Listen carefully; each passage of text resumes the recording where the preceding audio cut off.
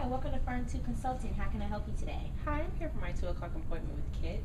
Okay, hold on just a second. I'll go grab him for you. Thank you.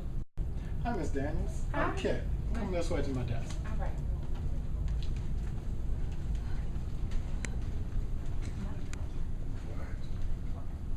So how can I help you today? Well, I was looking to possibly invest in a camera company.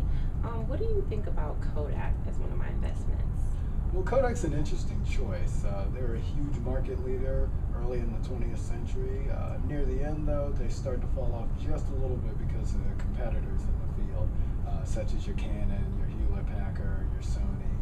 A lot of the other companies came in and stole a lot of the market share from them using the digital cameras and a lot of the digital print.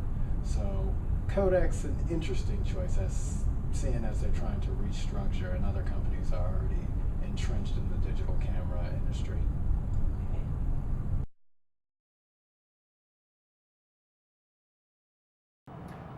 So I've been doing my research on Kodak, and I've noticed that in the past years, as the digital industry began to grow, some of its rivals offered improved resolution in their cameras. As far as I know, Nikon offers a bit more megapixels than some of the Kodak cameras. They also offer larger chips to save photos. And Kodak has also become less attractive, I guess, because of that, because customers are more attracted to, the higher resolution and things like that. So is this still true today for Kodak? Unfortunately, it is, due to the fact that the company has recently filed for Chapter 11 bankruptcy. They're still trying to work their way out of a big hole. They tried a couple of years ago to start with a restructuring plan where they got rid of their traditional film industry and they really went towards the digital imaging with the cameras with the higher pixels. And they also tried to enter the market of inkjet printers where they had higher price printers and lower price ink cartridges. Unfortunately, they kind of came in a little late. Even though they ironically came up with the technology, a lot of other companies ran with it during about the 90s, 2000s, and they have a higher market share. This diagram shows the port of 5 forces for the Kodak company. Kodak has a high threat of new entrants. In the digital technology industry, Kodak and its current competitors have innovative products that seem to satisfy its customers' needs. As new technologies merge and customers' needs advance, new entrants have the opportunity to enter the digital industry with a niche that could possibly be very profitable against its competitors. Kodak's buyer power is also high because customer needs determine the success of this market. For example, higher megapixel cameras have become more popular. Therefore, low megapixel cameras have become somewhat obsolete in the digital camera market. There is also a low bargaining power of suppliers because the materials used to make cameras are not scarce. Also, Kodak has rights to over 1,000 imaging patents. Kodak also has a high threat of substitute products. As technologies become more advanced, customers are looking for the next best thing. The more innovation, the less important digital cameras may become. For example, camera phones have dominated the industry instead of digital cameras. Also, there is a high rivalry among existing firms.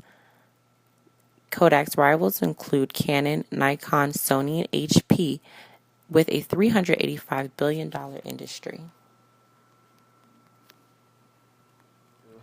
Well, as far as it's concerned, Kodak needs to work on a couple of core competencies. One is innovation. They need to make their products technologically sound, up with the rest of the competition. They really need to work on their quality, which makes their product kind of stand out as far as not just coming out with anything. They come out with a quality product that the customer really appreciates. And they also need to focus on their customer responsiveness. A lot of people want different things. We don't just want to come out with one product. We don't want to come out with one set of ways that we're doing things. We want to change it up and actually grab people's interest. Right, because as an investor, I'm looking to invest into a digital camera company that has a lot of differentiation. I know that Nikon and some of maybe Kodak's competitors do offer higher quality cameras and things of that nature, so that's something that I'm interested in investing in. Very true, very true.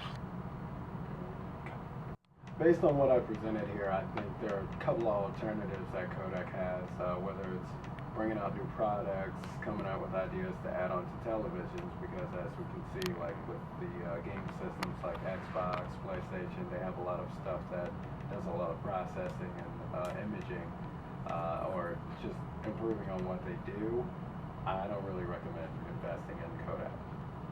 Well, I definitely appreciate all of the information you've given me here, and I will reconsider actually investing in Kodak. So thank you for all of the information. No problem, no problem. I'll see you later. Thank you. Have a good one.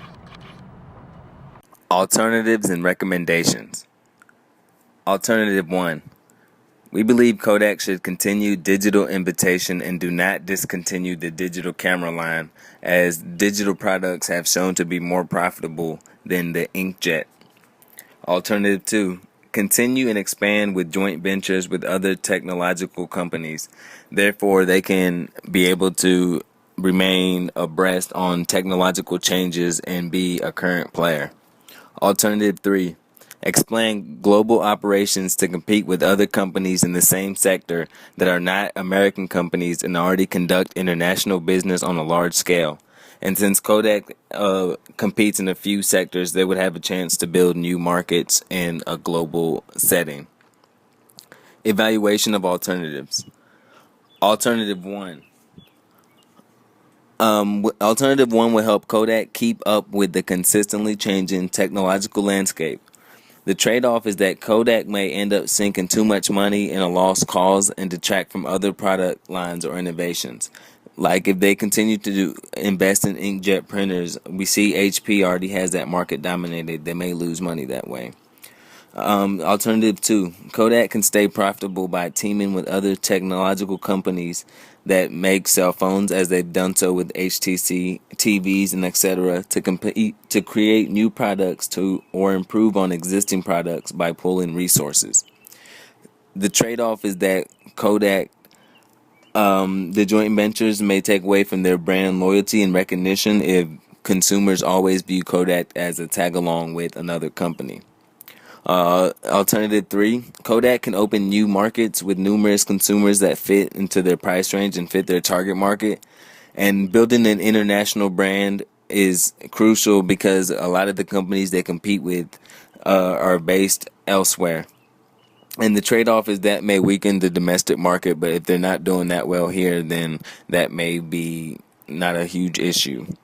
And the recommendation is alternative 3 because we believe that provides the greatest chance to rebuild the brand while providing the least detrimental trade-off, and they can try to go international and get bigger.